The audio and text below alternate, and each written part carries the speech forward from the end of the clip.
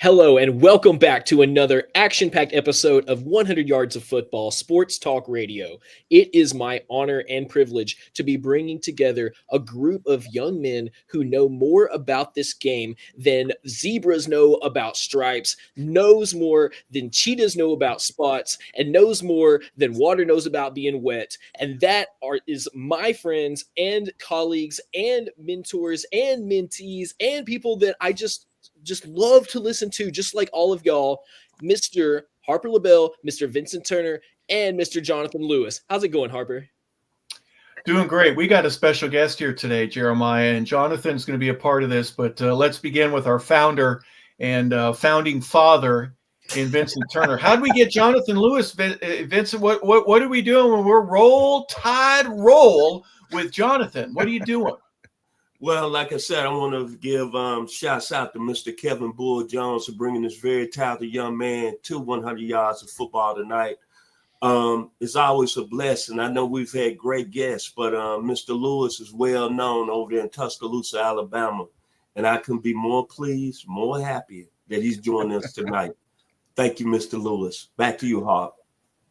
Well, I'm going to tell you what. I know they are happy to have him in Tuscaloosa, but there are some angry people, in my opinion, still a little upset, a little chapped, if you will. Johnathan, am I right? Because what happened here last Sunday when the final decision was made, Alabama, South Carolina, the University of Miami are three of the schools that were on the outside looking in. They didn't make the bubble. It's a shame. I'll leave it at that, and when we get around to it, I'll have a lot more to say about it than that. But typically I'll get emotional, I'll get angry, and I give it a couple of days. But I'm still emotional, I'm still angry, and it's for a reason, and I'll give you the reason why when we come around to it. Okay. Are you punched the wall and need to go to the doctor to make sure your knuckles aren't broke, angry, or do you throw a real soft, fluffy item at the TV screen to make sure you don't, mess up your 68-inch?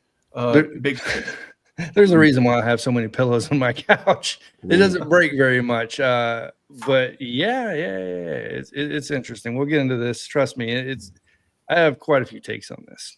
Okay, well, a lot of things happening in the NCAA. We'll talk about a few of them here tonight. But first and foremost, Jeremiah, thank you for bringing us in. We appreciate it. And Vincent and I have been talking most of the week about what's been going on.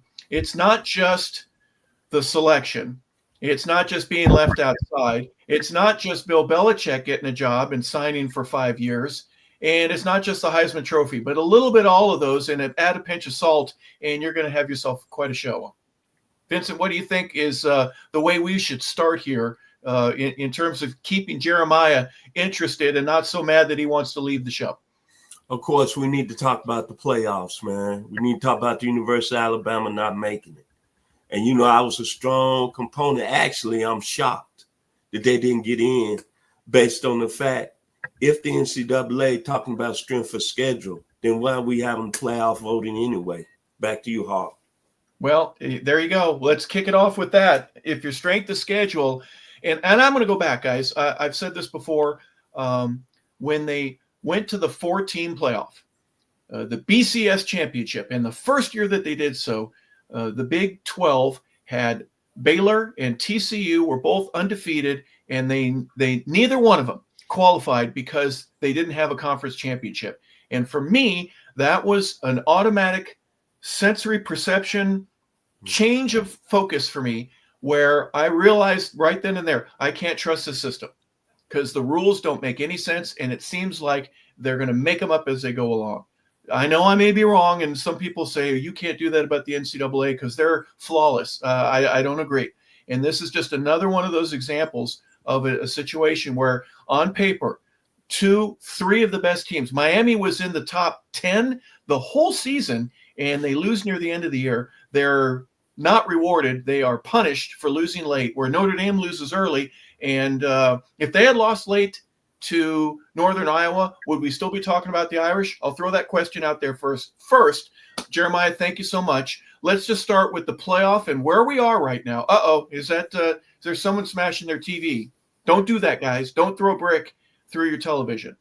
You used to do that back when Howard Cosell was on Monday Night Football. Vincent and I are old enough to remember that. They'd have the bar, and you get a $5 bid, and you could throw a brick through the TV when Howard was on.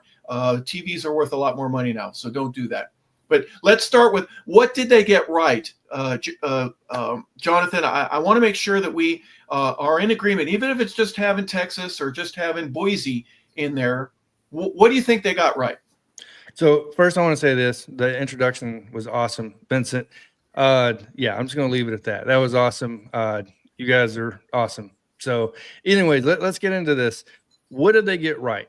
They got 11 of the 12 teams right. The one we know we're going to talk about, they didn't get right. Alabama, in my opinion. The others outside of SMU, I don't have a lot of arguments, right? I won't argue that much on.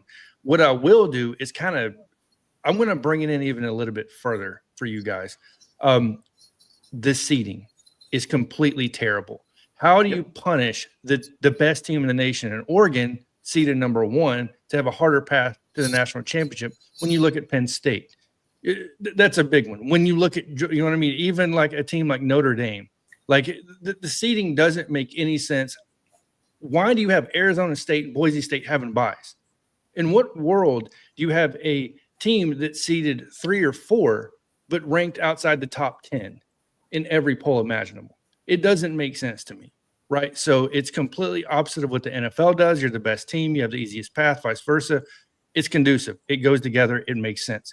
So outside of that, honestly, I won't have an argument, because we know this. The committee is inconsistent year in and year out. It's been inconsistent ever since they brought in the 14 playoff. So am I surprised at anything that happens? Absolutely not. When I look at Clemson, seated at 12 after winning the ACC, Miami's not even in the discussion after they had the year they had.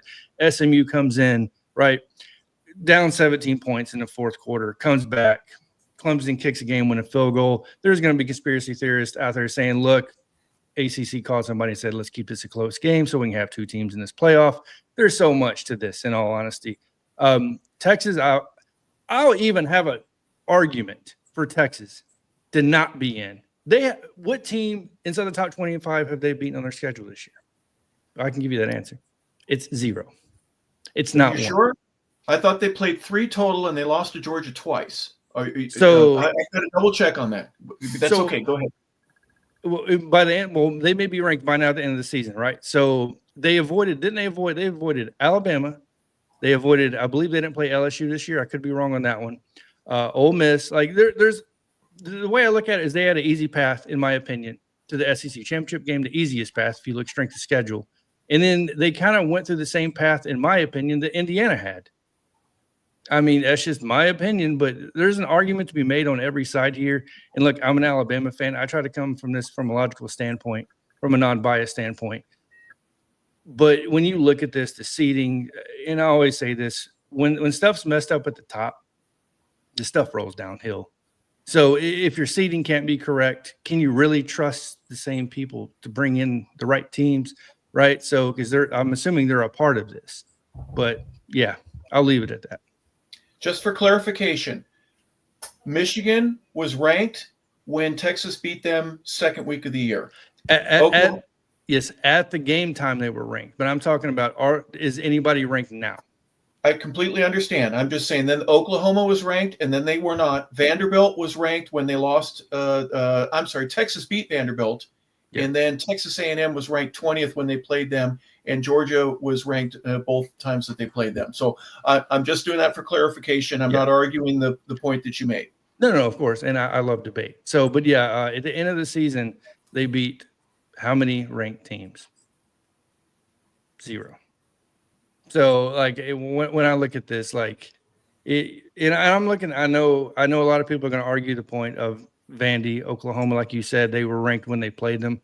For me, that's why I think ranking shouldn't be done preseason. Ranking shouldn't be done week 1 to a certain extent. We need to find a way to either figure that part out or figure the seeding out, right? The way we position it, something has to be fixed in the system. And I'm completely against the NCAA. I've been against the NCAA for years. I've spoken that since probably the first time I turned on a microphone. So, but yeah, like I said, I'll leave it at that. Okay. Well, speaking of turning on a microphone, do us a favor, because this is the first time you've been on our show, and we want to welcome you properly. You've had several now. There have been several. If you had, let me write these down. I've got them somewhere. All the different sites that you have either helped put together, originate, or sell. There was Bama Standard, Crimson Download, Crimson Showdown, Kuz's Corner, Talking the Tide, and College Football with Johnathan Lewis. Those are just a few of the shows that you've been on.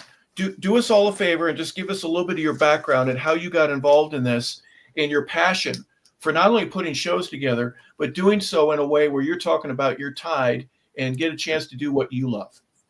So believe it or not, it started with me not even in front of a camera. It started with me just wanting to learn about SEO, search engine optimization, and helping people put together channels, helping people start podcasts, because I wanted a job doing that, right? So communications of some sort. But I was in the military at the time, and I couldn't just get out. I couldn't just go wherever, right? So I figured the best way to do this would be starting at the ground level, where I'm on YouTube learning how to build WordPress websites, right? So that led into me learning how to write articles, building SEO that way to draw in organic traffic and stuff like that, which led me into YouTube, just diving in, starting Crimson Showdown as basically a test channel, right? So to where I was kind of making videos, but not so much at the very beginning. It was a video maybe once a month, and it was a short video just so I can do A/B testing, learn about the analytics on the back end, how do you get monetized, how all this works, how it gets put together. And after doing that for, I would say, about 3 months, I had more and more people actually going, why don't you make videos on a regular basis?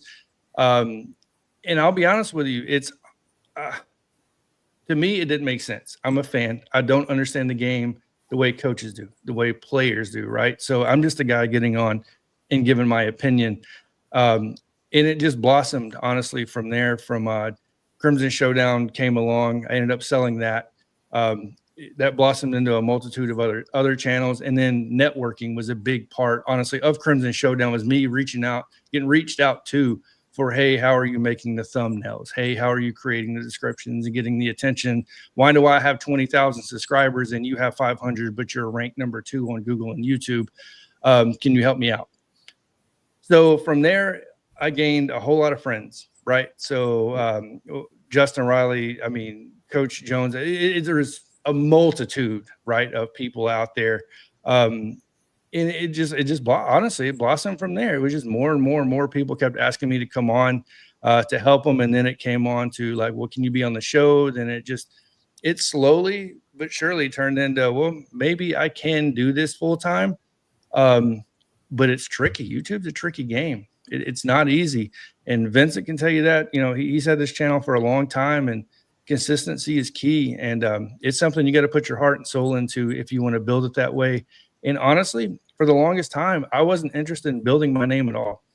I was more interested in building other people, because I'm an analytical guy. I love improving things, and I love seeing things getting improved. That's why I have a quality assurance job right now, right? So, because that's kind of how I do things. It's how I operate.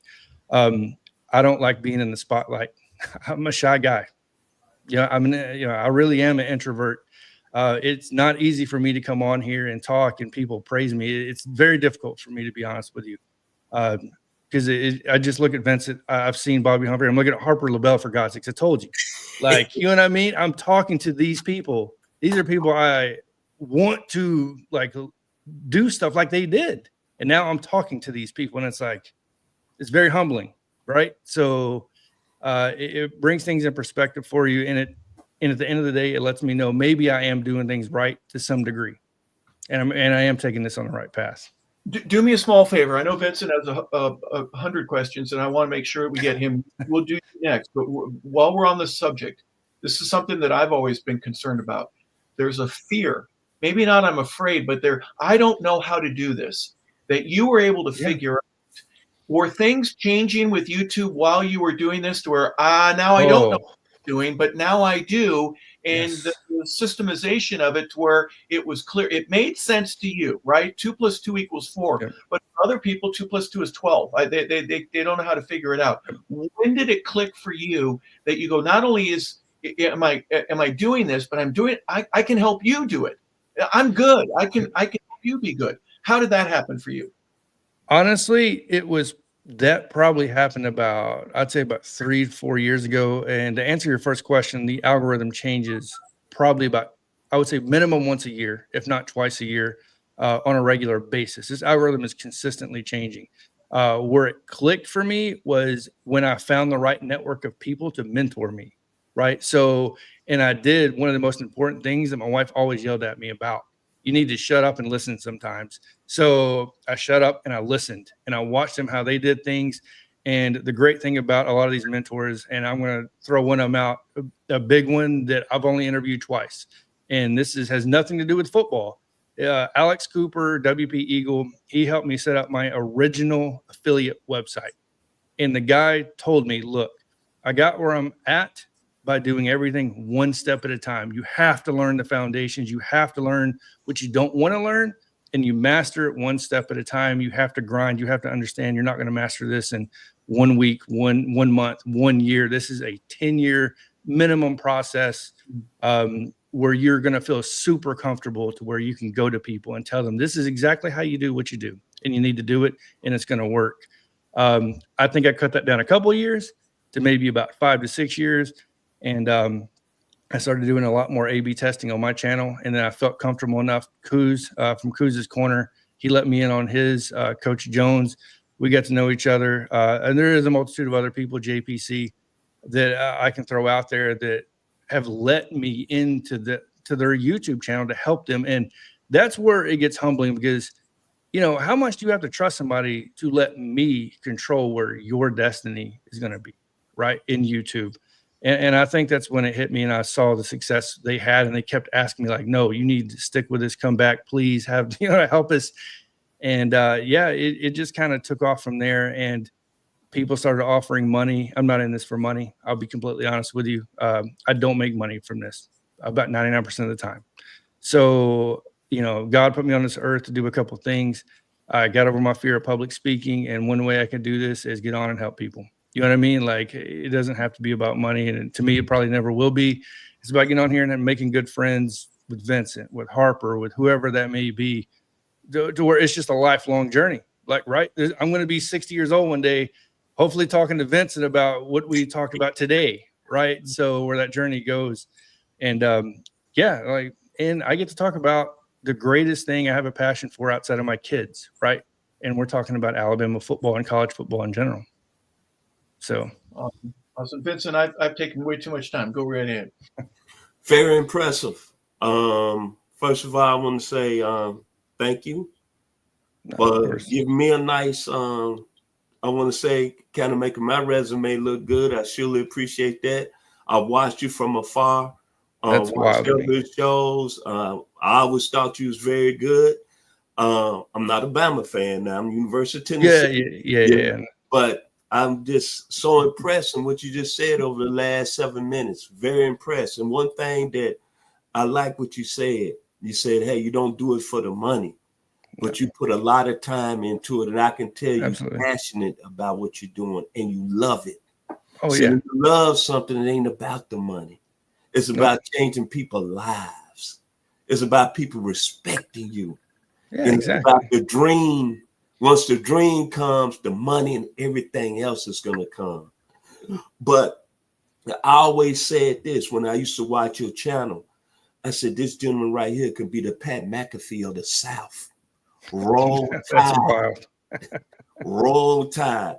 But moving on, when did you become an Alabama fan? At what age and what player really made you just get up and chill being a Bama fan back in your day? When did you become Roll Tide? So I was born in Anniston, right? Anniston, Alabama. And I lived there the first 6 years of my life before I moved to Arkansas for 7 and then coming back to Anniston. You're born in, we already know this, you're born into one of two things. You're either born in as an Auburn fan or you're born in as an Alabama fan. The moment my mom put that onesie on with an A on it that was for Alabama, that was it. It was a wrap, right? So I didn't have a choice at that point. I've been an Alabama fan since I can remember. I would say one of the people that made the greatest impact on me, though, as an Alabama fan, was Glenn Coffey. And it's for one reason. The running back. You're right.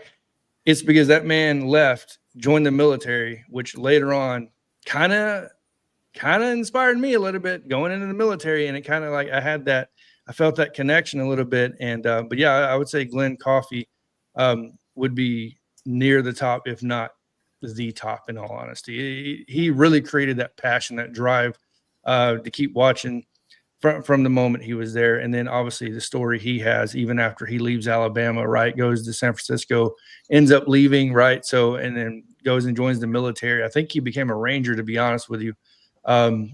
In the fact that somebody could do that, and you could talk about the Pat Tillman, you could talk about actually quite a few people have done that.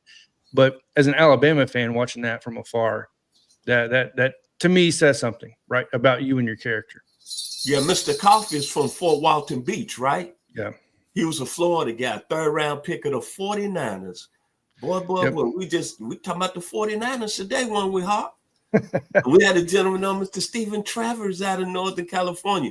But getting back to you, Johnathan, when you talk about the history of Alabama football, was you a fan of Pat Tramble, Joe Namath? Talk about them gentlemen right there. Stephen Steele, Jeff Rutledge. Talk about how they impacted your life. Wilbur Jackson and that 79 team with Barry Krause making that tackle in the Sugar Bowl against Penn State. So I'll give you my earliest memory. Would have been, right, it would have been the 92 beating Miami, right? So remember, obviously Gene Stallings. That was the memory, right? So now if I'm talking about history, look, I may be an introvert, but when I learn something and I'm good at something, look, Joe Namath is written all over me because I'm going to talk that talk. And I'm going to let you know it. And everybody around me knows that. And they know when Alabama wins, they don't want to be around me. When they lose, you still don't want to be around me. Right. So, I would say that Joe Namath would, honestly, that would probably be most relatable to me because they're like, yeah. When you're coming up, you're quiet, but when you get loud, you get real loud, like putting on the coat type loud. And I was like, yeah, that's probably about right, to be honest with you. But yeah, man, like it's like I said, it's still a humbling experience because even now, like when I go back and I'm on the Bama Standard, like, right. So talking to Marvin Constant, Trent Richardson and these guys and Bo Scarborough, the guys I personally watched. And then you get a chance to see Bobby Humphrey, right? You get a chance to see all these guys, right, on Vincent's channel. Coach Jones is sitting there talking to Nico Collins, who I watched at Michigan, right? So, and I won't mention the guy too, right? Nico from Birmingham. Okay. So yeah, exactly. And then, I won't mention the Auburn running back, right? So that came on and he interviewed, but we're not talking that business. But no. The history, and honestly, like going to Tuscaloosa, I'm currently in San Antonio right now. The Bryant Museum is a must, like seeing the history from the beginning, right? They have that, the 1909 football in there. It's wild to see how far, Alabama football has come from the beginning. And I love it when people talk about and they try to look. I love Nick Saban, greatest coach of all time, in my opinion. Talk about it all day long. But when people want to associate winning with Alabama and then connect Nick Saban, I said, no. You got to go back a little bit to 1926 to talk about winning national championships. It's not about just this 2000s era. So we've always won. Let's not get it confused. There isn't, will we come back again? It's a matter of when we come back again is how this happens. Because history has shown us nothing but it repeats itself. And Alabama is going to be back right where it's at. I love what you just mentioned, 1926. A lot of people don't know that, but the cowboy, the movie star, Johnny Mac Brown. Yeah. Wallace, coach, there's some history Thomas, there. Frankie Thomas. Okay, Hawk. Well, one of my favorite stories of Joe Namath, you brought him up a moment ago, was when he's walking from a meeting room out to, let's say, the locker room, and Coach with him, and he says, yeah, are you ready for this ball game, son? And Joe goes, I think so.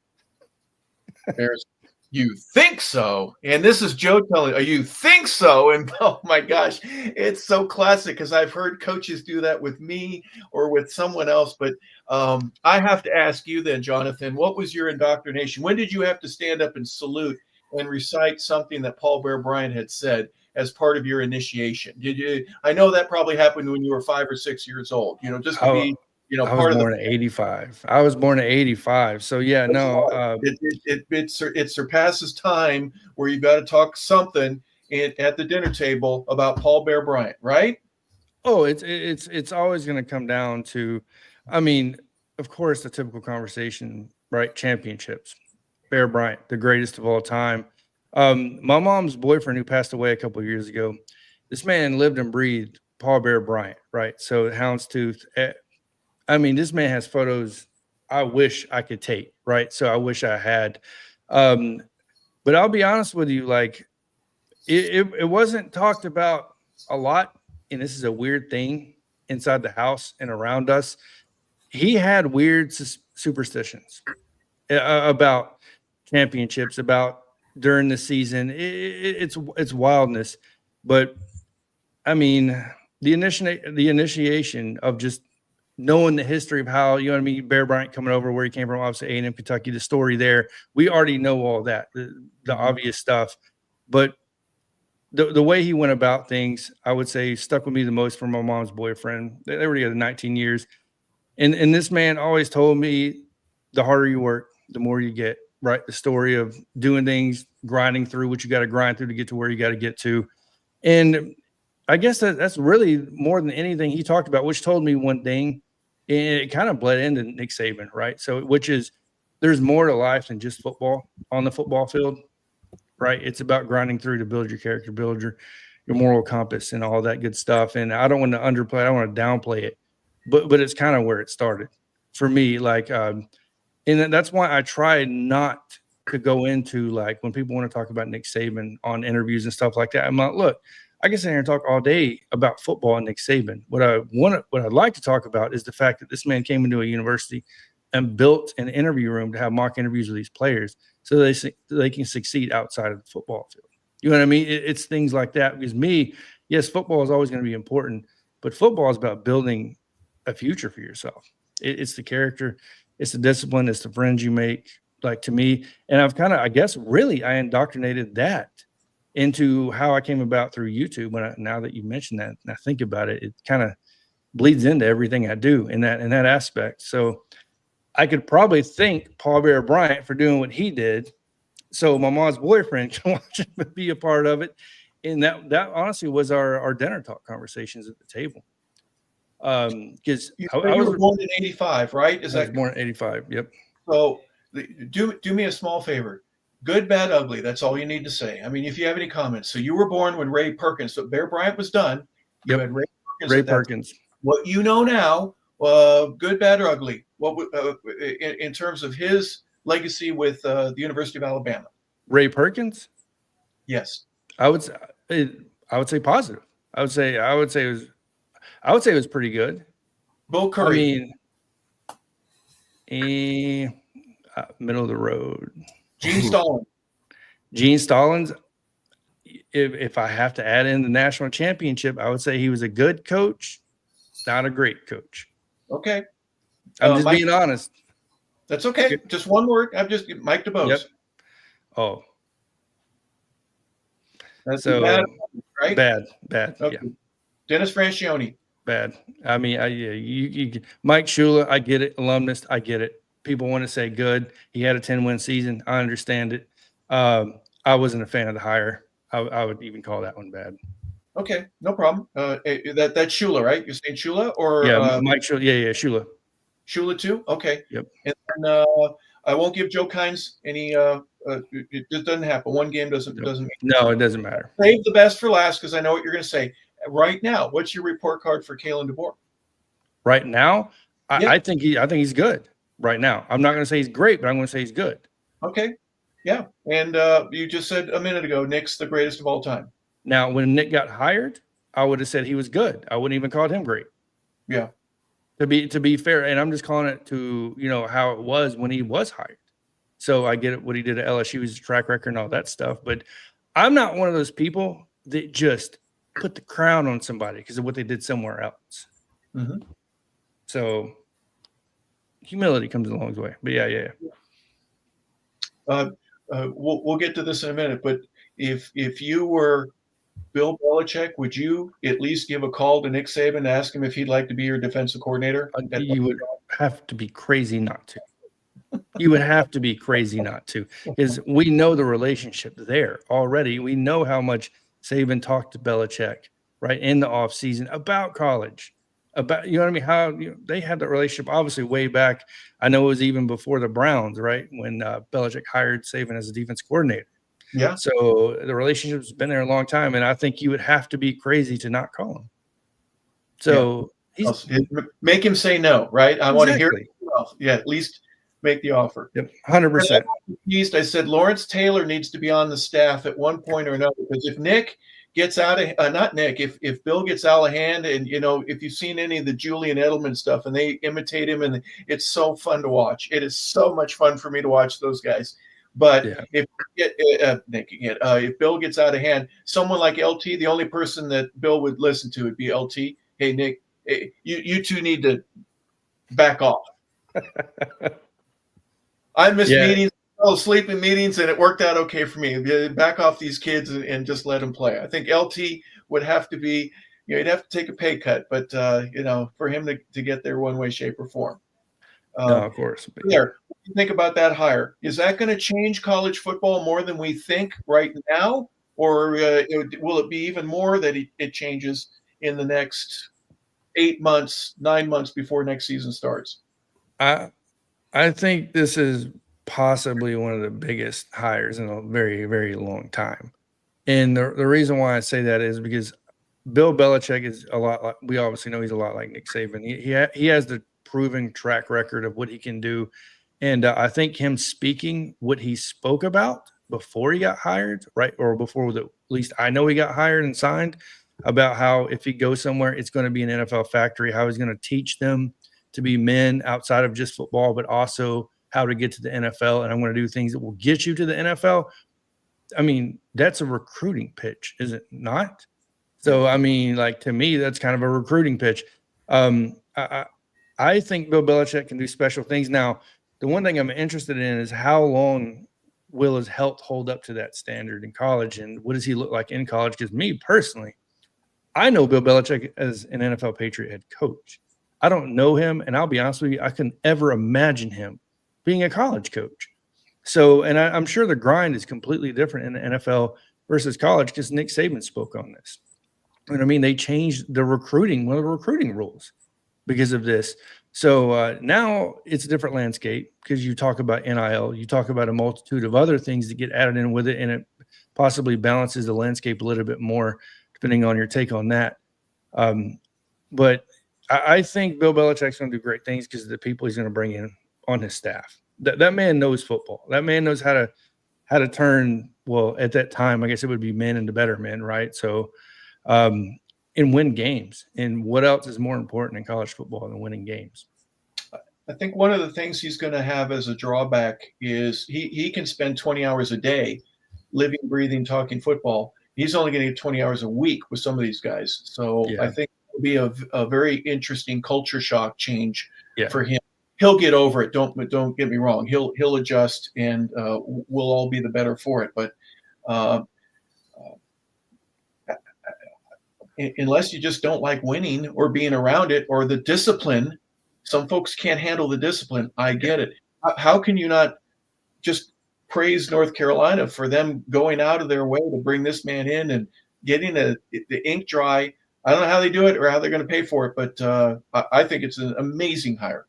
Yeah, I'll be honest with you. I put this not as big, but close to Deion going to Colorado, right? Okay. It is like, it is a huge, this is an eye opener to recruits that possibly was never looking at North Carolina, obviously going, whoa, this man knows how to get, he's going to know how to get people to the NFL. Same thing with Deion, right? So he brought that shock factor that, okay, we got to listen now, we got to pay attention a little bit.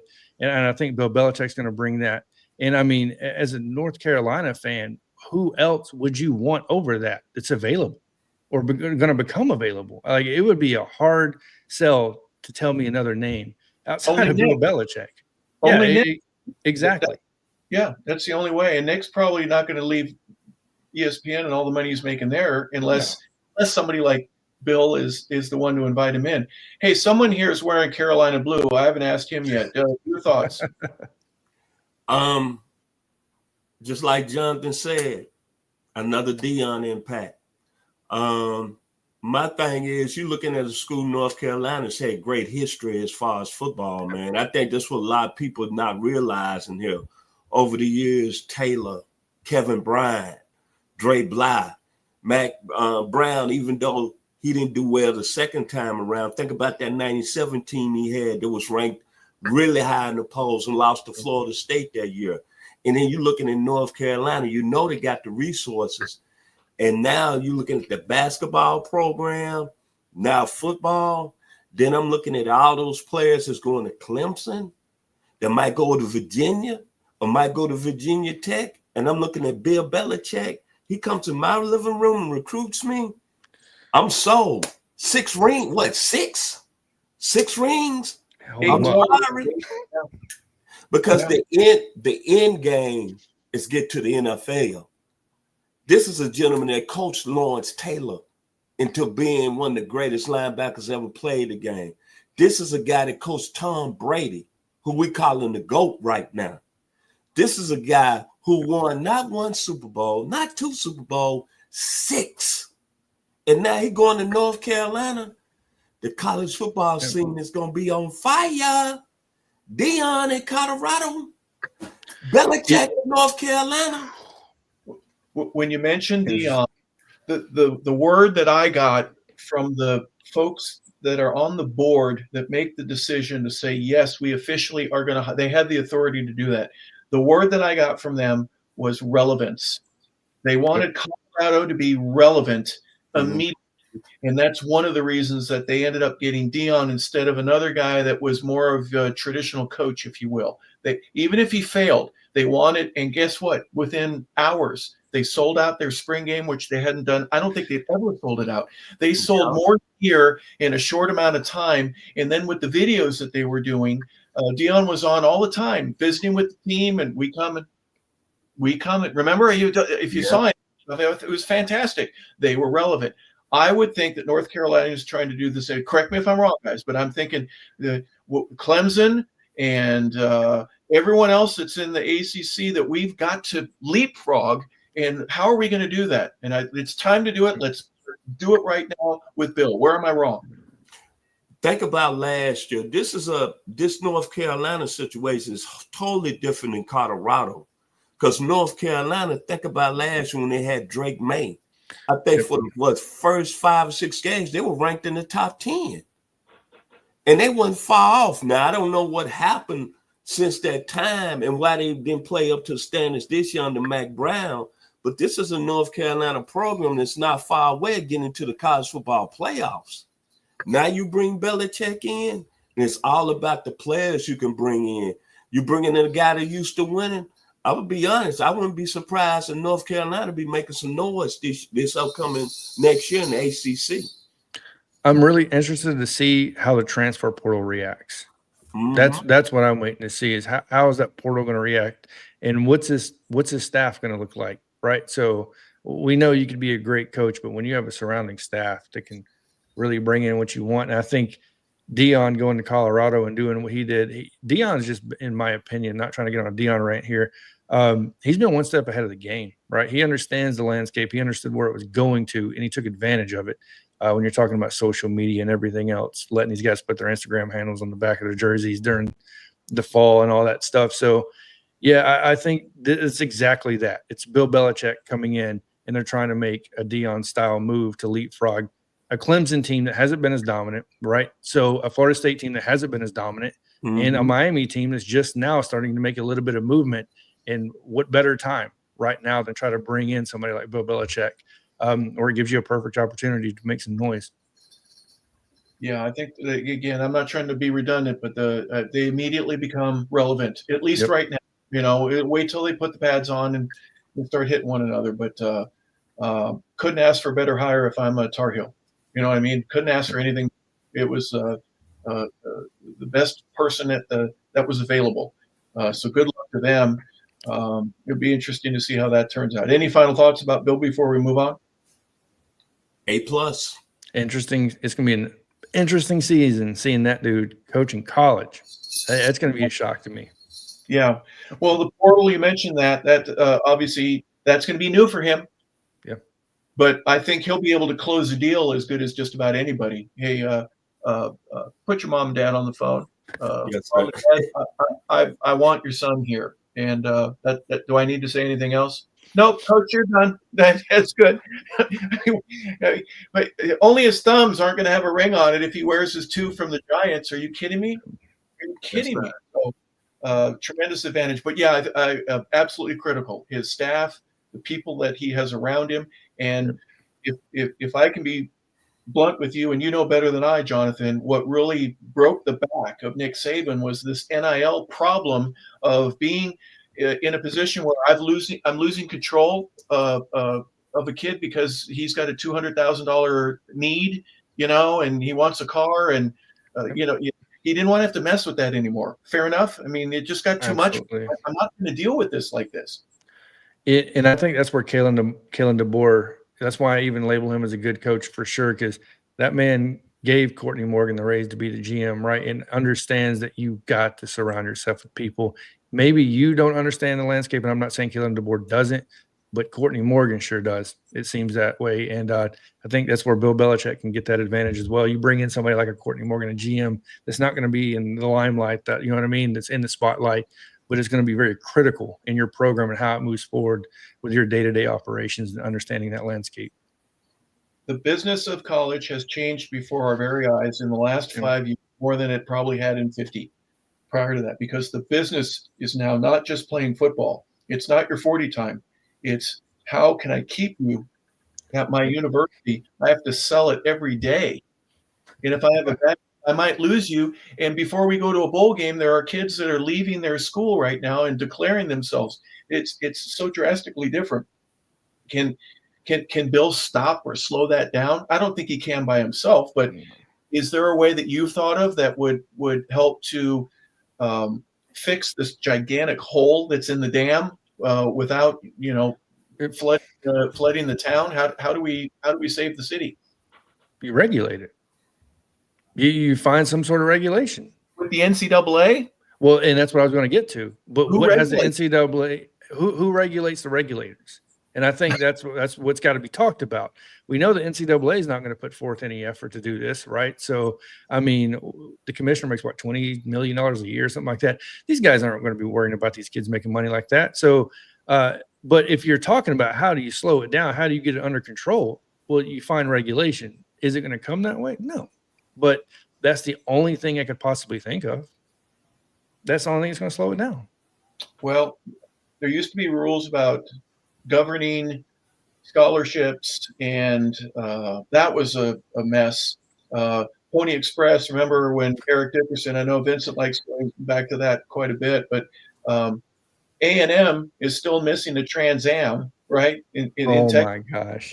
And who regulated that? But yet Reggie Bush, for example, loses his Heisman, and the SC has to forfeit games in a national championship because he spoke with an agent. You know, there's more to it. I get it. But the punishment doesn't always fit the crime. And that's why I in jest, I wasn't teasing you specifically, but, when I throw out there, who's going to regulate the NCAA? There's no way. How do you do that? Go ahead, Vincent. No. I was just reading a comment on our screen. Somebody's gave a nice comment. The legend from Florida State just said, "Good job." Okay, well, Florida State was a little angry last year, and let's talk about the playoff again. What do you have to do when you go 12-0, and they still say, "Well, that's not good enough. You're number 5 in a 4-team race." We mentioned this a little bit earlier, and I'm going to get you mad again, Johnathan. You're 8-3. You beat Georgia. I think the Vanderbilt game really, more than anything, really sets you apart. But you're 8-3, and as well as I do, if we're going to play Boise on any day I'll play them on the blue field, I'll play on a red field. I don't care. We're going to beat Boise. I think that matchup, and for Boise to have a bye, And eventually, if they were to play Alabama, I just think it would be a blowout. You guys would just you'd mop the floor with them, and it would be an embarrassment to the playoff. Yeah, it's, I try to separate the emotions, as in, like, because I'll be honest with you, there's a part of me that says we don't deserve to be in. We lost to Vanderbilt, right? We lost games we didn't. We just shouldn't have lost. We lost to Vanderbilt. Oklahoma, 24-3. How do you justify that? So on one side of my brain, it's saying, well, do you really deserve to be in, right? So, and then in my logical side goes, well, let's look at who leapfrogs you, right? Who is put in to the playoff? And we're talking about SMU, not even Boise State here. And I can go through a multitude of things in my notes because I've been actually doing quite a bit of research on this on its own. I mean, strength of schedule, we're 18, they're 75th. They're 0-2 against top 25 right now, right? We're 3-1. Combined opponents record for offenses, we're at 64%. They're only at 53. Defense, we're 46. They're 67th. We beat them on every metric except the most important one that matters. That's who the committee picks, right? We're higher ranked in AP poll, coaches poll, BCS standards, everything. But the only one that matters at the end of the day is the one the committee picks. And that's a hard pill to swallow because we know the committee has been inconsistent, right? So we know the committee has said, you lost your starting quarterback, so you can't be in the playoffs, or we have to drop you down. Georgia just lost their quarterback. I get it. It's a 12-team playoff and not a 4. But when you're talking about inconsistency, it's all there. You know what I mean? They preach strength of schedule. Do they hold true to it? I don't see how they can say yes to that, right? They say they don't, you know what I mean? Like, there's just so many things, even the commissioner. And look, you can't hold these guys to their words because it's so easy to get on here and say something and you misspeak, right? So we all do it. We all make mistakes. You go on, you talk to, I can't remember who exactly he was talking to. I watched on the Pat McAfee show where he talks about if you're in the playoff projected series right now and you're not playing nobody, you're in, right? And then the conference championships happen and Alabama's out. Like I said, people make mistakes. They misspeak. A side of me says they should be in, and that's probably my more biased side. And then a side of me says, well, you probably shouldn't have lost to Vanderbilt, and you probably shouldn't have lost or at least made Oklahoma a game, and you didn't. And it's a tough pill to swallow. But then I'll also go back and I reason with last year. I've even reflected on last season, like, well, we wouldn't have been in the playoffs last year if it went for a 4th and 31, right? 4th and goal, basically a Hail Mary to Isaiah Bond in the back of the end zone. Like, and I bet this would be a totally different conversation happening from the fans if we would have missed last year's playoffs. So I don't know. Like, it's just, I look at the playoffs and I look at Boise with a bye, even making it in. I look at Arizona State with a bye. They made it in. And I even look at SMU, right? I look at teams like Indiana. They have an easy road. You know what I mean? I look at Penn State, the position they're in this playoff. I look at what Oregon has done in the punishment they receive from the committee in this transition into this. And then Clemson coming in as a 12 seed after winning the ACC, right? So, and ranked 16th, like it shows on the screen right now. And I try to make sense of this, and I'm done trying to. I'm just going to realize that the committee's going to pick who they need to pick, and Alabama shouldn't have lost the games. They should have won. Plain and simple. Does South Carolina have the same argument? Without you being redundant, let me go over their schedule. They opened up against Old Dominion, against a very good Kentucky team. They win that. LSU was ranked 16th. They lose to them. They lose to Ole Miss. They lose to Alabama. Both of them were ranked in the top 15 at the time. Texas A&M, Oklahoma, Vanderbilt, Missouri was ranked, and then Clemson at the end of the year are all ranked opponents that they ended up beating on that little win streak that they had, the 5 or 6 games in a row going into the last game. If I'm a Gamecock, am I upset as a Crimson Tide? Absolutely. Yeah. 100%. And what has the committee preached about in the past too? We're going to consider your momentum going into the playoffs. Well, I don't know who had better momentum than South Carolina. Didn't they beat Clemson? Right. So like when I look at the momentum they were on, they lost Alabama by what, 1 point, 2 points? Like, come on now. Like this, you know what I mean? If I'm a South Carolina fan, I'm absolutely thinking the same way. I mean, they had the tough loss, right? They get blown out at home, just like Alabama gets blown out on the road in Norman. And I'll even make a semi-argument for Ole Miss. Like, it's just – it's crazy how we go to a 14 playoff, and I'm like, okay, if we go to a 12-team playoff, there will be less debate. Well, clearly I didn't think about the logistics of it, right? So now there's 12 open spots. Now we have more teams basically fighting for these positions. And, if I'm a South Carolina fan, not trying to be long-winded here, Did I would Lane absolutely pull all of his hair out as he was walking off the field, losing at Florida. That game to me, he watched everything just vanish right before his very eyes. The SEC and a multitude of teams, right, sat there and watched and lost games they just shouldn't have lost. That's what sometimes it just, I've talked to a lot of people about this, and Coach Jones, he's like, you just got to win the games you're supposed to win. Like, if you're, I don't care what anybody says, that Vanderbilt loss, like, you can't lose that game. Like, right? You can't lose a game like that in Norman. I don't care if it's in Norman. You can't lose like that. You can't show no life in the program. And like I said, and then the committee talks about momentum, and you see South Carolina who's bringing it. So I was more worried about South Carolina, honestly, than anybody. Is if they're going to hold true to what they're saying, South Carolina is a team you have to really worry about getting in.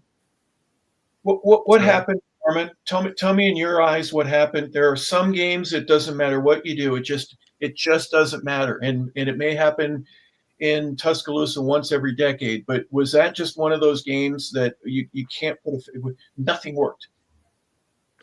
Or what game are we talking about, Vandy or Oklahoma? I'm talking about Alabama at Oklahoma in Norman 2 weeks ago. Tell me, in your opinion, what happened there. I'll be straight up honest with you. This is tough for me to say, but I'm going to give you my honest truth, what I think happened.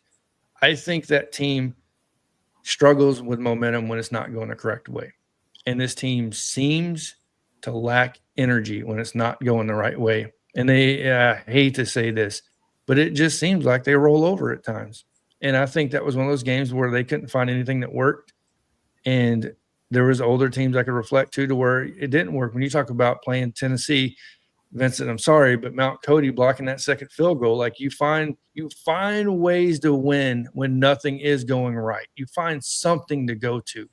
And this team, it had no answer to anything during that game. It's almost like even the offensive defense coordinator was like, we're just going to keep running what doesn't work. And as a player, I don't know who to blame it on at that point as a fan. Go ahead, Vincent. Excuse me. Yeah. But remember that football game. I understand Alabama. I mean to cut you off. Excuse me, gentlemen. But remember early on that game, there was a lot of drop passes in that game. Oh, yeah. And see, I always go like this. In games like that, you got to be able to capitalize on certain plays. And they dropped at least 4 or 5 passes from Jalen Merrill on that game. He got frustrated. So, but when you look at overall, and I've heard both of you gentlemen speak, and Johnathan, I know your pain, but I'm going to keep it honest and real. There's no way that Alabama should not have been in the playoffs. It's no way Ole Miss should not have been in the playoffs. It's no way South Carolina. You want to know why? Because it's the toughest conference in the world. And the committee said this, strength of schedule and who you schedule to play. Alabama beat 4 teams in the top 25. Vanderbilt had a good team this year because of the transfer portal. Let's give Vanderbilt some credit here now. They had the quarterback, Diego. I'm not going to butcher his last name, but he played pretty good football, and Vanderbilt ended up 6-6. Then you want to penalize Oklahoma?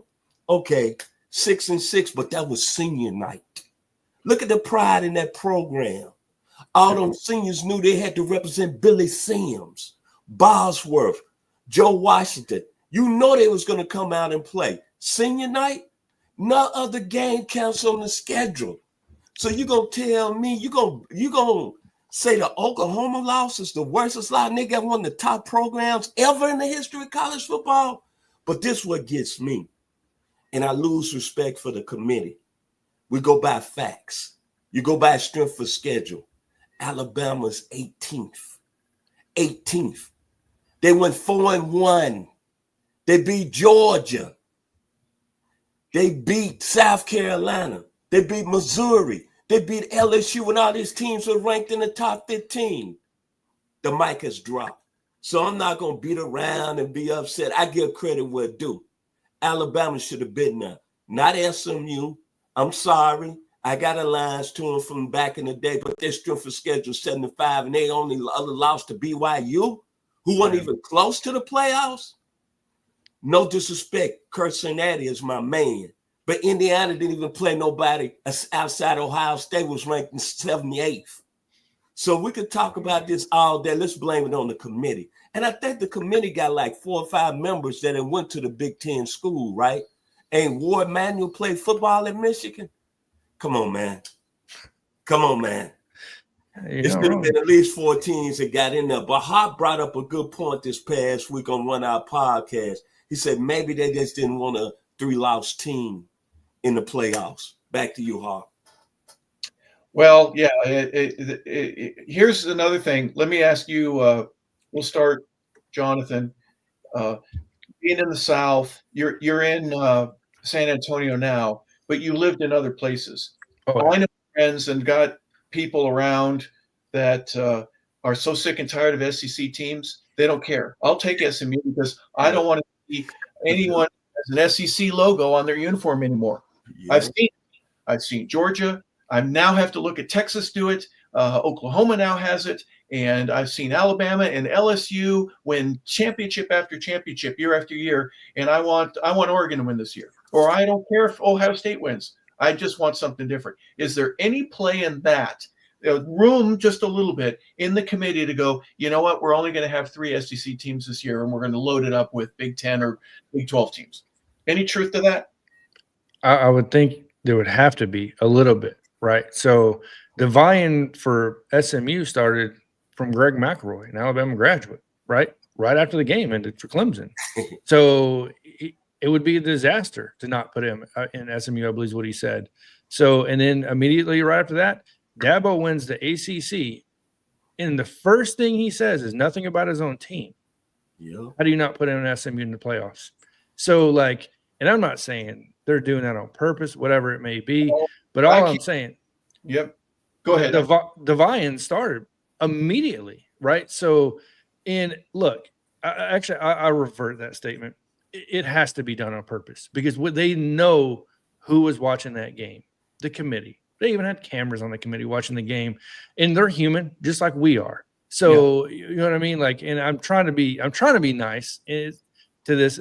And like you said, even the commissioner, I believe he was a Michigan grad, right? So he played at Michigan. There was speculation of there was a lot of Big Ten guys in that room and all that good stuff. And there's 4 Big Ten in there. In Indiana Signetti, I love him. The strength of schedule, like you said, Vincent, it's not there. And I can make an argument for a couple other teams there, not just them. But, yeah, I think they're human. And I think at some point they probably let a little bit of that creep in to go. It's got to be somebody else now at this point, even though – and I told you, Harper, before, I know a lot of people won't make this distinction, but I do, of who is the most deserving in their eyes and who is the best, right? So if I line up Alabama and SMU, Alabama's the best team, right? But most people would say SMU's more deserving, right? So, but more deserving does not make you better, right? So where do we make the distinction of let's just get the 12 best teams in? And I think a way you have to do that is stop this auto seeding crap and put in the best teams. Sorry, you know what I mean? Because otherwise we're about to see Alabama remove every top 25 possible opponent off their schedule. You know what I mean? That Ohio State game is about to be removed or whatever it may be. And those are great games to me during the season. I want to see those games, right? And a lot of people are saying, well, we're playing a crappy Florida State team next year. We didn't know they were going to be 2-10 this season. Let's be real. They just went undefeated the year prior. So, but Florida State and Wisconsin, right? So those games are probably about to be a thing of the past if we don't watch it. And we're just going to load up on Mercers at some point and just try to make the playoffs, because we all know in the SEC, if you don't get in that 12-team playoff, probably 2 out of 3 years or whatever that may look like, you may not be a head coach in the SEC. Here, Vince, I'm interrupting you, so please forgive me. I want your opinion on what we were just asking a second ago. The teams that are complaining about the strength of schedule issues with the non-conference games, I don't understand it. Win your conference games, because that's where the wins and losses were. It had nothing to do with playing Mercer or playing. Yeah. I'm looking at Miami's schedule right now. They played Florida, Florida A&M, Ball State, and South Florida before they ended up getting into their conference schedule. A couple of games that are okay. I mean, Florida, that's an old rivalry that I think most of America would say, yeah, I'd want to watch that. Absolutely. Miami and Florida back in the day, there were some great games. And Florida State, but it didn't work this year. But Vanderbilt, that's what it is for Alabama. Vanderbilt. And for LSU, it was probably Alabama. You know, it was just it was a conference loss that ended up knocking them out. Not a non-conference. I feel for the smaller schools. You know, when Nick was there, you played Kent State every 3 or 4 years. That's Nick where he went to school. Back to his school. Exactly. That's an emotional game for Nick. We're going to beat you 55-12. And hopefully you only get 9 points or less than that. But I'm giving you millions of dollars because I love my school, and that's my gift back to you. You're going to get beat up by us for a quarter and a half. My starters are going to come out, and then we're just going to play football for a while. But that, to me, there's some value in that. I mean, and Akron they need games like that. I think people don't like to watch it, but at least once a year, play a Mercer, play an Akron, play a Florida A&M. You know, I don't have a problem with that. Win your own game in your own conference before you start complaining about the other games. I'm afraid we're going to lose the future of those games because of that, though, because of the complaining of the strength of schedule. That's the only thing I'm afraid of. Well, my result with that is you're going to have 5 16-team conferences. Everyone's going to realign again. You have 80 teams. And woe to you if you're the 81st, 82nd, 83rd. If you're Georgia State or Appalachian State or a group of 5 teams, you're done because the 80 will only play each other. It'll be like their own league, and you'll probably have teams with 3 or 4 losses that are really good. It depends on how they rank, but that's going to change football forever. There'll be a separate championship for the 81st to the 134th or 136th team. That's my opinion. I could be wrong, but because of the networks demanding these games and loving the fact that there's more eyes on a Georgia Tech Georgia game at the end of the year this time than there were 5 years ago. I think that's just the way it's going right now. You'll realign everybody. The West will be the West again, and SC will play Oregon and Washington, and they'll play teams out there. They're not going to have to go to play Rutgers. They'll reformulate everything, but there'll be 80. Yeah. It could be 60, but I think that's too small. They're going to probably have 80. A brand new NFL. They said it was going to happen. That's what's happening. It's that simple. Because obviously you can't get it right with the college playoff system. And some you brought up, Hart. Maybe the whole countryside is just gotten tired over the years of the SEC winning the national championship and seeing all the best football is being played down south. I think that has a lot of truth to it. But when you look overall, I'm kind of excited for the playoffs, and I'm glad they went from 4 teams to 12 teams. I'm glad how they got it instead of back in the day, as me and Harp talked about. Think about back in the 60s and 70s, they only had 2 teams, and you got voted in if you was a favorite or some other way. You didn't even have to play a championship game at the end of the year. I think they made a long way. I think they just didn't get it right with this playoffs and being unfair. That's just my opinion. But I see it as college football is going to be the new NFL of the new millennium based on where we're going and based on for them to get it right. That's what the system is going to be about. Johnathan, we're crazy in the way that we talking, aren't we? This doesn't make any sense at all. No. Trust me, I'm following along. Trust me, I'm here for the ride. Well, if it does turn out, and let's just speculate for a second. If it does turn out, then Toledo, Western Michigan, James Madison, they'll disappear overnight. Yes. Yeah. Smaller schools like Grambling, you're done forever. They won't be able to afford it because they won't have that one game a year that you can make enough money to support your coaching staff and get new cleats and shoulder pads. Those games will disappear, and they just don't have the ability to sustain themselves with 8,000 people that come 6 times a year to home games. Yeah, that'll definitely be done. Yes, sir. Anyway, so let me ask you this. But years ago, when they first put the BCS together, there were 4 teams, 3 games, and 5 conferences.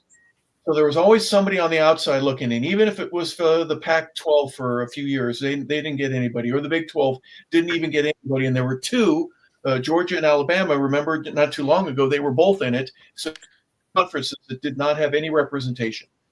Then you go to 12, and there's still people saying it's not right. How do you fix it? Do you leave it at 12 for a while, or do you go to 16 and 18, or how many games do guys have to play before we're all happy? Is there a possible answer for that? I don't think there is. I don't think there's a way to please fans sometimes. Me as an Alabama fan, sometimes I'm just not going to be pleased with the result. Why? Like you said, we lost to Vandy. Like, you know what I mean? It's hard to argue it. You know what I mean? I know Vincent says we should have been in period strength of schedule. And once again, I told you, I won't argue that point either. But when it comes to how, there's got to be a line in the sand at some point, right? Like 12 teams, 16 teams. Me, I always thought 16 should have been probably the number we'll reach, and it should not go above that. That's just because I feel like at that point, how many games are these kids going to be playing after the regular season? And then do you remove the conference championship because of that? You know what I mean? Like, are you really going to start playing more games than the NFL? Yeah, at some point. If Texas wins out, they will have played 17 games in order to do so. Exactly. That's an NFL schedule, right? For some of these kids are 19 years old. Go ahead. And what I'm really worried about, and this may sound crazy, is that health. And these kids will start worrying about their health, right? So if you're a first guaranteed, I'm going to be a top 10 pick, what are you more worried about? Like, do you want to remain that top 10 pick healthy, or do you want to look at, I get it, it doesn't happen very often. Carson Beck, you know what I mean? Like, but I'm talking about through the attrition of getting to play more and more and more and more games and trying to stay healthy when you're about to get drafted. How is this going to affect the NIL deals, right? So what happens then? Like, when somebody pulls out and they don't want to play a bowl game because, like, Alabama's going to play Michigan, right? So, and it's not playoff oriented. There's just so many factors to this. I think 16 should be the number, in my opinion. I think, though, you got to get 12 right, in my opinion, before we move to 16, or figure it out. Let's get our feet underneath us a little bit. And maybe I could be wrong and just jump into 16. But, yeah, I don't think it should go above 16. Vincent, your thoughts? Me being selfish as being a college football fan, I love to see them go to 16. Maybe eliminate the conference championship games. Maybe have a first round bye, but I like to see them go up to 16. And that's because I'm just an avid college football fan. And I think you won't have the problems. You're always going to have problems, even with 16, 20, 24. But I don't think you have much as problems as you did this year with 12, with teams getting in. But I love to see them go up to 16. I agree. You mentioned a very interesting, John. I've said this just a couple weeks ago. We did the draft. Is Harper breaking up to you, Vincent? Yes, sir. Yes, sir. He probably have to reboot, but he'll get back in on the screen with us. But just so many. You back with us, Harp? Maybe you need to reboot and come back in. Yes, sir. Yes, sir. But getting back to the Alabama situation, man, I really feel for the university, Roll Tide Nation, because to me, I keep things very simple. The facts are 4-1 against top 25 teams. It's not even an afterthought. Strength for schedule 18 compared to SMU 75. Yeah. I don't know what the committee was thinking. I think, as Harper just said, nationally, there's a lot of people don't like the SEC, man, and don't like football down south. And I hear it all the time because we live in Atlanta, and Atlanta has a lot of transplants, and a lot of them from the New York area and up there and around in Michigan, Ohio. And the first thing they say, the SEC is not the toughest conference in football. But back to you, Hart. Hawk, you must be still freezing with his Yeah. Yeah. But those are things, obviously we're not gonna get them, corrected. Whether or not we go to 12, not like the 16, somebody's gonna be still complaining. But think about if we had 16 teams this year, maybe the SEC would have got 4 or 5 teams in. Yeah, no, 100% agree. Definitely South Carolina and definitely Ole Miss, in my opinion. And of course, Alabama. You back with us, Hawk?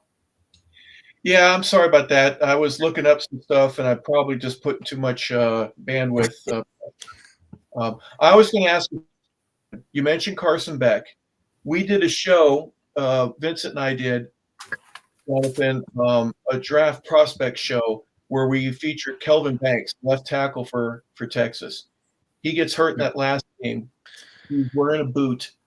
Do you play in this playoff and help your team with the possibility of, because your ankle's all messed up, could you blow out your knee or mess up your hip? And now you're not going to, you go from a first rounder to a fourth. Do you give that guy an extra year of eligibility if they play in the playoff? I mean, how do you resolve this? This could be tens of millions of dollars difference for some of these players. If Carson Beck is hurt and cannot play, okay, I get that. But if he's injured and can't get drafted, or we call him every week, make sure that these guys have some sort of insurance policy. How do we resolve that issue with the players themselves and their health and safety? Yeah, I don't have an answer for that, but I can tell you what I would do. I didn't come from any money. And if you tell me I have an opportunity to be in the first round and it's life-changing money, not just for me, but my family, I'm not playing in those games. I'm getting drafted in the first round. I'm getting healthy, and I'm changing my family's life. That's exactly what's about to happen. And that's the selfish thing for me to say, because I know a lot of people are going to say, Johnathan, look, I've shirt. Come on. I support you on Saturdays. I cheer for you. How can you not play in the most important game of your life? Yeah, and that's the difference. It's an important game of my life, or it's an important life decision. And I think that's the difference. I think when you're talking about life-changing events, until you've been through something like that and given that opportunity, it's hard to speak on it. And I can tell you right now, growing up extremely poor the way I was, it's not even close to being a decision in complete honesty. You have to understand to a certain degree, I'm changing my family's life for the better. So that's just me being honest. Heavy. And extra year of eligibility or whatever to try to trade this out, that if you get hurt while you're playing in a playoff game, if you decide to do so, that you have some sort of chance to get yourself ready to get back into the mode where you might be a first round draft pick again. I don't know how you solve that problem. Vincent, go ahead, Vincent. Sorry, no, go ahead. No, go ahead. Good conversation. Right. Both of you gentlemen continue. So the one way to fix it, to me, is an obvious one. You got to pay me. Like, if I'm not going for the life-changing money in the NFL, I'm not saying to give me life-changing money at the moment, but you got to at least help me out to come back for that extra year, because otherwise, like I said, it's a business decision at the end of the day, right? So, and this has been the case forever, in my opinion, when you're talking about going to the NFL. So, yeah, I'll come back the next year, and having the NIL will, in my opinion, help the programs do that. Like, yeah, don't go to the pros this year. We'll hook you up with this offer or whatever. Obviously, the school can't pay for play, but I'm not saying, Mercedes dealership hits you up, offers you $2 million. You know what I mean? Like, we're going to help you and help your family out, come back to Texas for one more year, get healthy. You know what I mean? Do what you got to do and take that risk. A lot of dealership, a lot of money. I don't know how you split it up. Maybe the NCAA pays. I don't know. And you have a developmental league for kids. That situation. You brought up an interesting point, though. At the end of the game, you said with Dabo and the SMU thing. First thing we're saying, hey, this is not great for the team. It's not great for this school or my players. It's great for our conference, right? Isn't that what they were doing? Why? Mm-hmm. There's a lot of money when you've got an extra team from your conference that you get to get shares with. You split that money up. in ways that you didn't get to do during the regular season. That's going to be an interesting aspect. We still haven't seen it yet, but they're going to have to measure the player share for the Dodgers, who won the World Series. I think it was about $490,000, just about $500,000 per man was as a full share. What's the share going to be for these schools that we don't know yet? We haven't been able to measure how many eyeballs are on the Boise game, or let's pick a game for the first week. You've got Clemson and Texas playing one another. And I'll throw another question at you. Who's going to be able to go to these games with Christmas coming up? Are you going to have to take out a loan? How are you going to afford tickets, plane, travel, cars, hotels, food, and a ticket to the ball game? And let's not forget, it's not like you have, like you've said before, months to plan this out. So you're paying top dollar for these hotels. If you can get a hotel, you're paying top dollar for the plane tickets. And you best believe you're paying top dollar for these tickets inside that game. I'm going to the Austin game, not in the game, because I'm right down the road. I'm about 50 minutes from there to tailgate. And that's my solution to it, is I'm not going to pay the outrageous price to get in the game, but I'll tailgate, have some fun outside of it. You know what I mean? But that's a really good point, though, Harper, is like, how many games can you afford to go to? If you're Texas and you make it all the way through the national championship, like you said, it's going to turn into student loan debt. I'm $180,000 in debt. Yeah, it's outrageous because, I mean, I don't know, maybe the NCAA can take some pay cuts and help some things out a little bit. I don't know, but that's a little too much to ask. Well, they used lost Harper again. All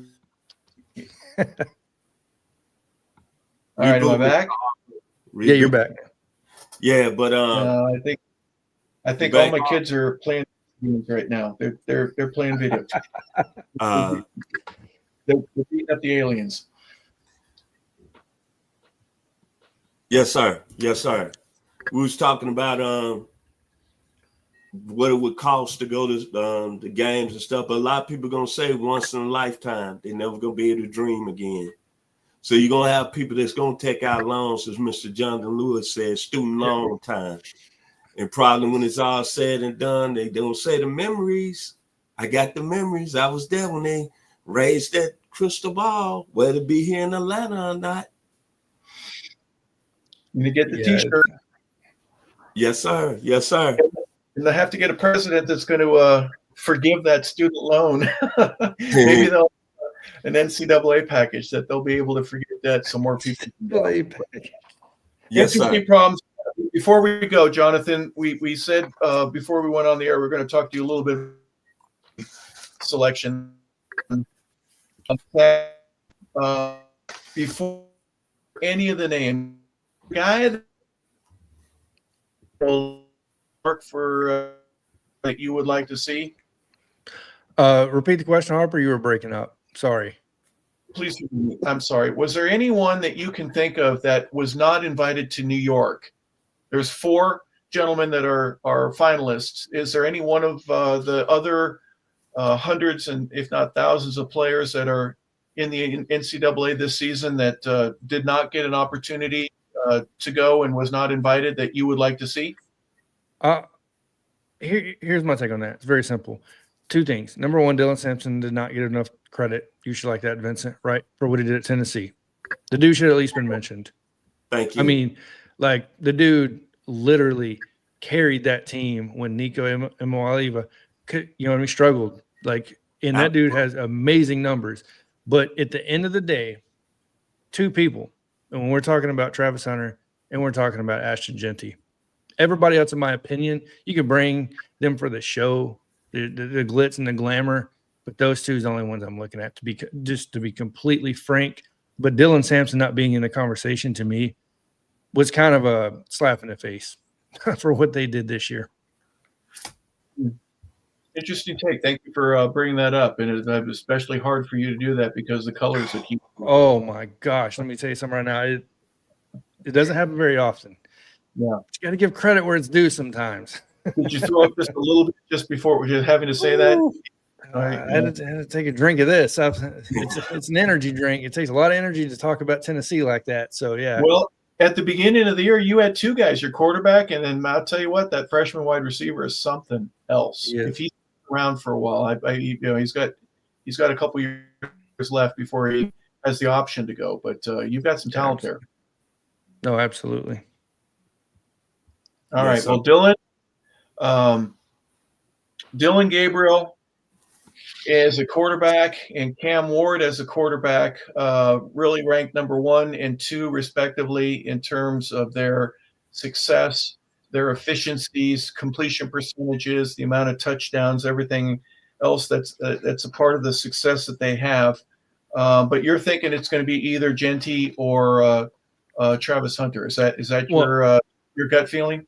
My pick is my pick is it should be Travis Hunter and nobody.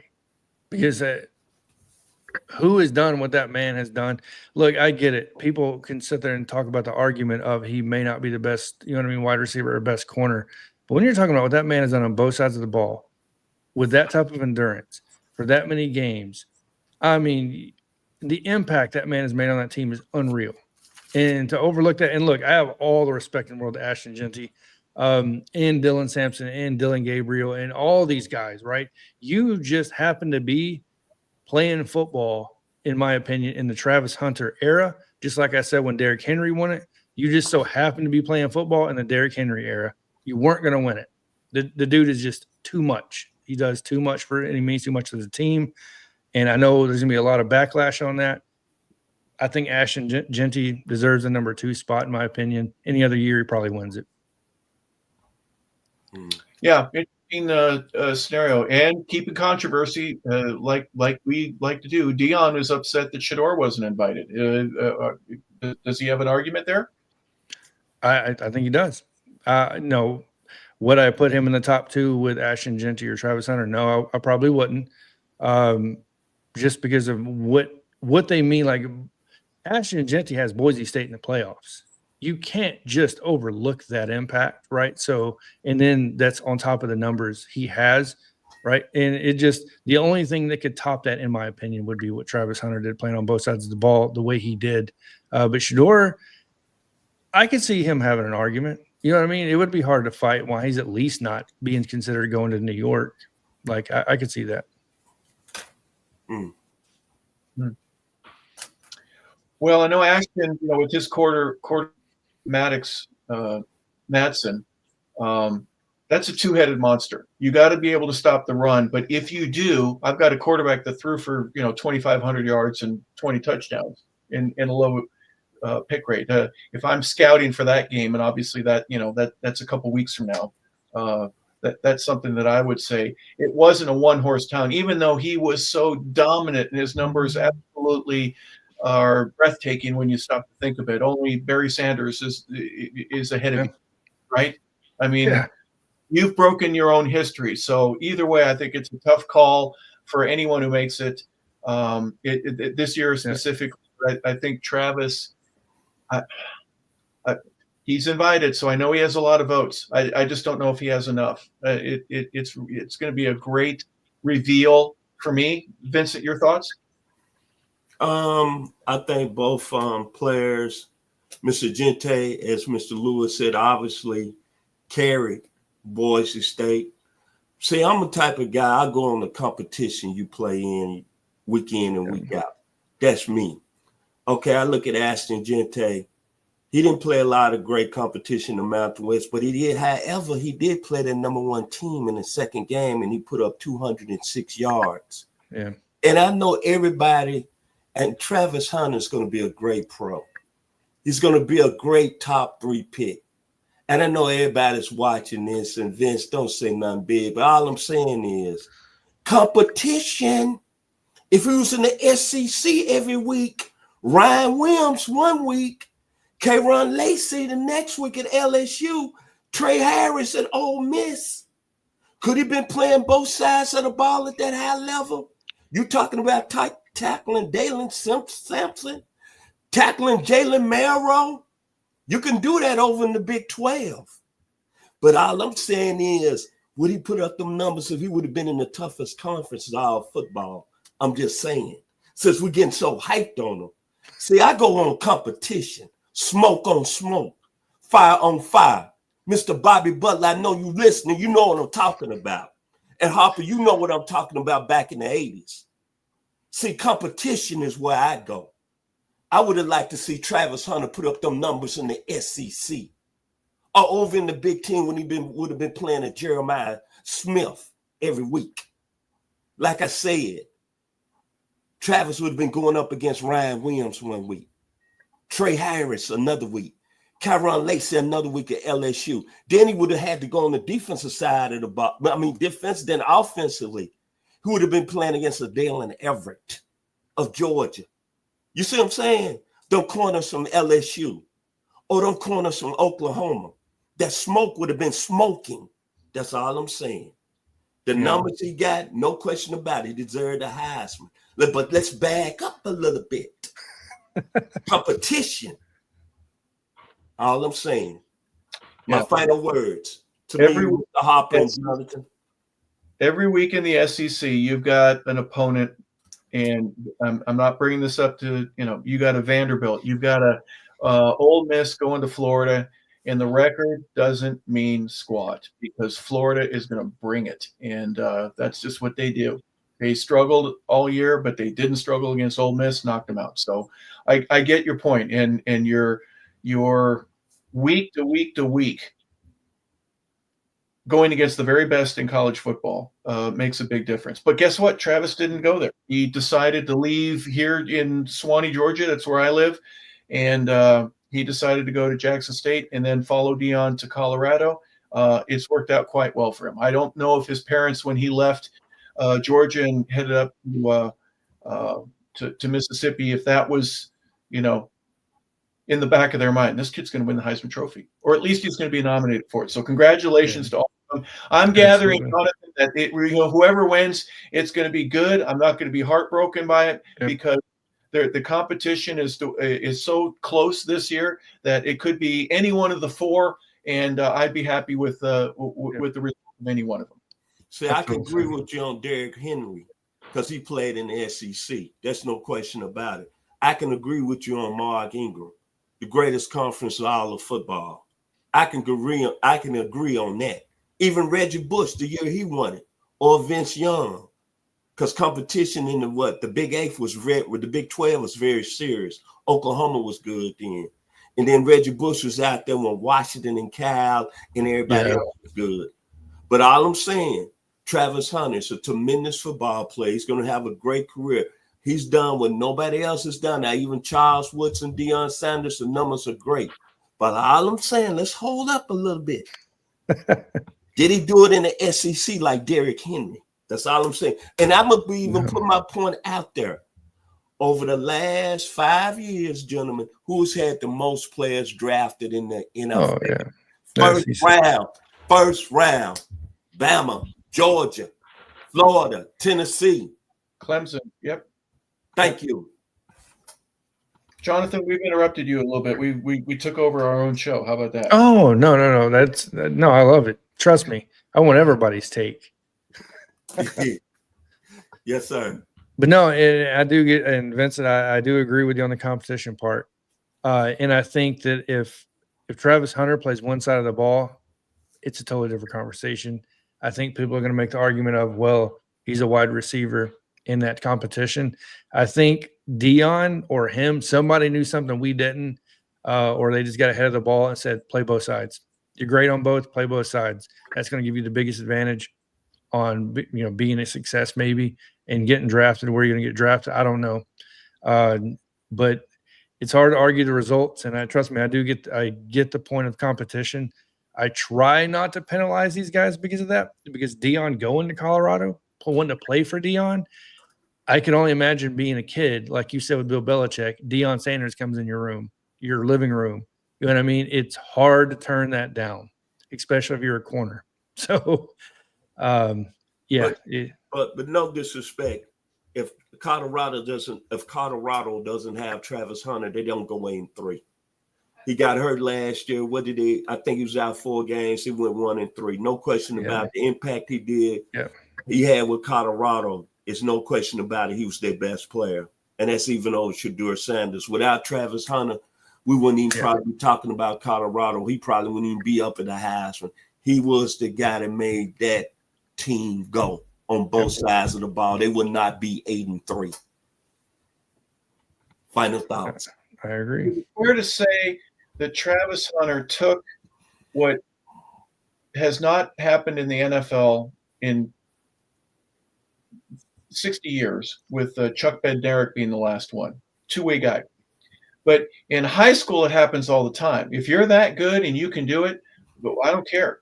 Play both ways, right? And he took that to Jackson, and then he also took that to CU. That's the thing that I find very original about what he did at a completely different level from high school. He went to Jackson, the college level, and then at CU in the Big 12. That, to me, expresses so much about this kid. It really, and then you mentioned last year when he got hurt, guess what? CU was losing. They couldn't, I put my best guy on the floor, on the field, in the arena, doesn't matter. The good things are going to happen. So it's such a unique situation. And, I've seen Bo. I played with Brian Jordan. I played with Dion. I get guys that can do it. But Dion didn't do it every play. He took some plays off when he actually went in only to run a go route that he was going to, get a deep ball by, at least with us. And we were going to throw it to him. Why wouldn't you? And then he'd sit out for a while. Then he'd come back in. He wasn't an every down guy like what Travis is. So no disrespect to any of them. I'm just saying that's what I'm used to. 100 plus snaps a game. That's crazy. Yeah. Yeah. And able to do it. Now, they say he's 185 pounds. He's probably 160. Yeah. But that's okay. He'll get his weight back. What do you think becomes of him as a pro? What side of the ball do you think he's going to end up settling on? Because I don't think he'll do both. I don't see how he could do both in the NFL. I don't think it's going to be really an option for him, to be honest with you. I'll be honest with you. I think probably wide receiver, in my opinion, is where I see him fitting best. I could be completely wrong here because I just, as a fan, I just watch the guy. You know what I mean? Do his thing. But when you look at the impact in the game, in my opinion, that wide receiver spot really sticks out. Like, you really have, and don't get me wrong, like I said, he's a great corner in my opinion too. But I think wide receiver is where he makes the biggest impact. Yeah, put the ball in his hands, right? 14 touchdowns. Exactly. How do you be a general manager of any club and tell your head coach, I think we're going to draft this kid, not knowing which side he's going to be on? And what if he disagrees with you and says, no, I want to be a DB after everything that you said, Johnathan? I sure hope that doesn't come into play. And wide receivers get paid quite well in the NFL, and there's more wide receivers getting paid than corners. So, well, does he go up to 195 and get even stronger because he's going to have to block? I mean, you think you would have to gain weight. In my opinion, he's going to have to get bigger. He reminds me a lot. Yeah, it's funny you say that. He's more closer to 160. It's a lot like Devontae Smith when he went to the combine. And he's up to 180, and I'm like looking at the guy. Like, yeah, okay, 180 with how many shirts and sweaters and everything else on? Like, yeah. And like you said, nothing to take away from him, but yeah, I think he's going to have to get bigger. I mean, I honestly didn't know if he's going to make it through this season. And don't get me wrong, he's been dinged up because of the amount of snaps. I'm interested in you guys' take on, is all that wear and tear going to be considered by scouts and teams before you draft him on how many snaps he has already played? Because I don't know how they would look at that. And I'm interested in you guys' take on that. Well, go ahead, Vincent. My only concern is that can he get bigger? Yeah. If you're going to play wide receiver, he's definitely going to have to get bigger, playing 195, to my personal opinion. I see him more or less on the defensive side of the ball because it don't look like he a guy that could put on a lot of weight and really keep his speed. That's just me. I see him playing corner at 190. And I think he can have a bigger impact because then you could use him in the return game and then you can play him a couple of snaps offensively. But when you're talking about playing in the NFL at the receiver spot, you're going to get hit. It's a pounding. Yeah. And right now, my only concern, can he put on that weight and still maintain that speed at the receiver spot? They get paid, like you said, Johnathan. But me, personally, I like to see him on the defensive side of the ball, being a little kick return game, and then maybe getting some plays on the offensive side. When you're talking about playing on that offensive side, you got to look at, you're going to be getting hit. And you brought up Devontae Smith. He's been nicked and nacked this season. Yeah, he has. Yep. That's just my personal opinion. Back to you, Hawk. Yeah, real quick, I'm not sure. I'm going to put it this way. I'm going to turn it around into Ashton Gente. 344 carries. Part of what I do on our show, Johnathan, is I kind of break down the stats. I just look at numbers and, I'd say, hey, they're ranked 5th in the country. They're ranked 3rd. 344 carries right now. I'm concerned about that, especially as a running back, because the fact that he doesn't have any fumbles is just absolutely blows me off the map right now. How good he is. But is he worn out? He's going to say no, but you go a full season, then 3 or 4 more games. Well, for them, 2 or 3 more games, at least one in a playoff. And then immediately he's a junior. He wants to jump ship. Okay, so now he's going to go get ready for the combine. He's going to go train like that, crazy for that. And then before you know it, the draft, and if he's a number 1, even if he's a 2, that very next day he's on a plane trip to whatever city that he's in, and he's going to get working on that. He's got no time to rest. So that's my concern for a guy that's played that much. And Travis would be not quite as much, but he's playing 100 plays a game. Yeah. Gente's not playing 100 plays a game. He's 70, whatever it is. So is it a concern? Yes. Can you get around it? Sure. But that's why these guys wear out as rookies, and they go, oh, it's the jinx of the rookie, or they get tired. No, they're worn out. Yeah. Anything, they're just absolutely worn out. They've played nonstop for pretty much 2 full years in the amount of time of 1 full year. I know I'm off a little bit on the numbers. Just work with me, folks. Send your cards and letters. You brought up a good point about Ashton Gente. He's got a lot of carries, man. But he's a young guy. But I go to this example. Remember when the young man out of Ohio State came out in 2016, Ezekiel Elliott, his first 3 years with the Dallas Cowboys, he was putting up 1,500, 1,400, 1,600. Yeah. Then all of a sudden, it just seemed like the table fell, and he fell off. Malich, Adrian Peterson, same thing, injuries, Malich. Yep. The one that's really maintained a high level that's been very surprising is Derrick Henry. Yeah. But I mean, that's the exception, not the average, right? Yes, sir. So, I mean, yeah, Derrick's bigger. Did you see the video that Gronk did with Edelman? And he goes, someone brought up Derrick Henry, and Gronk says, I worked with that dude, man. I worked out. Bro, that guy, his arms make mine look small. There's no way he's 245 pounds. I'm 265, and he's bigger than me everywhere. He's like 280. Mm-hmm. Great offensive line. You mentioned Zeke. Great offensive line, and a little bit of wear and tear, absolutely. But when you get rid of that offensive line, look what he's doing this year. He's averaging 3. He's got under 100 carries this year. He's averaging 3 yards a carry. You and I could make 3 yards. You just fall forward. That's 2. So Zeke he doesn't have any gas in the tank, in my opinion. He's done. I hate to see it, but he's done. And that's why these guys get paid so much, is they're 28, 29 years old, and their future is fixed in the league. So I'm assuming from you guys' standpoint, that's probably a partial reason why Derrick Henry got taken in the 2nd round was the amount of carries in high, because, high school, he had 10,000 yards and a crazy number of carries. I know he had the most rushing yards, I think, in history in high school football. If I could be wrong, but I think it was up there. And then in Alabama, same thing, his junior season, at crazy. I mean, he took Coker to the national championship and won. So, you know what I mean? And so I'm assuming the wear and tear on him was a partial reason why he possibly went in the 2nd round to Tennessee. Probably. Here's another thing. How many big guys have there been? Steven Jackson and then Sean Alexander are the only that's a good that I point. can think of that are that big.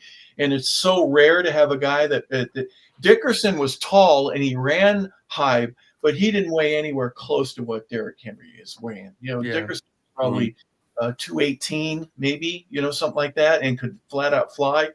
And Derrick wants to run through you, not around you. I just think it was a different type of runner, and they go, not a first. We'll chew him up in the second, but not in the first. I don't know it was a collective effort, but either way, he can say, you made the wrong pick, guys. I was that guy, and I've proven it my 8-9 years in the league now. Mm-hmm. Very interesting.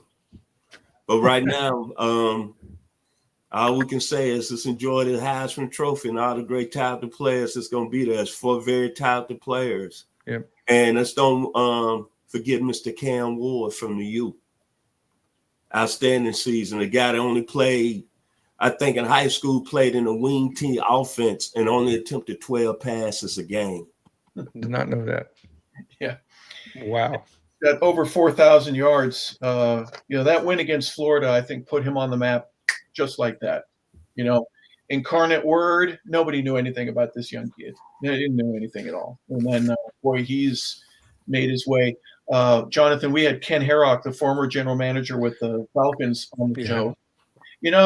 I like this Shedeur Sanders kid and Cam Ward. Those are probably – now, there are a lot of quarterbacks out there that are going to say that they've got what it takes, but those are the only two that really stick out to me. So, obviously, Cam has something that is that little extra. I'm not saying Dylan doesn't have it, Dylan Gabriel, but, Cam has that whatever it is, he's got it, and they know it. Mm-hmm. Yeah, it's been impressive what he's done for sure. And talking about Incarnate Word, that's 10 minutes from me actually. So, and I didn't know who he was. So, yeah. Well, we've got the Heisman Trophy. We've got Bill Belichick. We've got the college football playoff. Final thoughts, guys. We're going to let Johnathan have his life back. Vincent, we've taken much. Vincent, let's start with you. Final thoughts here tonight for the show. Very enjoyable. Great talent. I would have to put him, I would say top 5. Enjoyed everything he said tonight about the University of Alabama. Love his journey, love his story, where he came from. And I gotta love him. He's from Hot Springs, Arkansas. So much love, and we appreciate you, Mr. Johnathan Lewis, for joining us tonight here on 100 Yards of Football. Thank you. Yes, sir. No, I appreciate the invite, obviously. Anytime you guys want me on, so let me know. It's been obviously an honor to be on here, watch the show for a long time, to get on here, talk to you, Vincent, talk to Harper. You know what I mean? It's been fun. I'll just put it that way. I love talking college football. See, I didn't know that. That's good to know. It's a shame, Vincent, that this young man doesn't have a passion for Alabama football. It's just a shame that he really doesn't take, there's no energy in his voice when it comes to talking about. I'm glad he didn't take his hat and just throw it down on the ground. He was getting a little angry there when we first started out. No. You have one pig suey in you, or is that against your religion? Oh no, that's against my religion. I can't please my dad like that. No, sir. That's all right. Well, we'll get by. We'll get by letting Vincent like he does over and over again.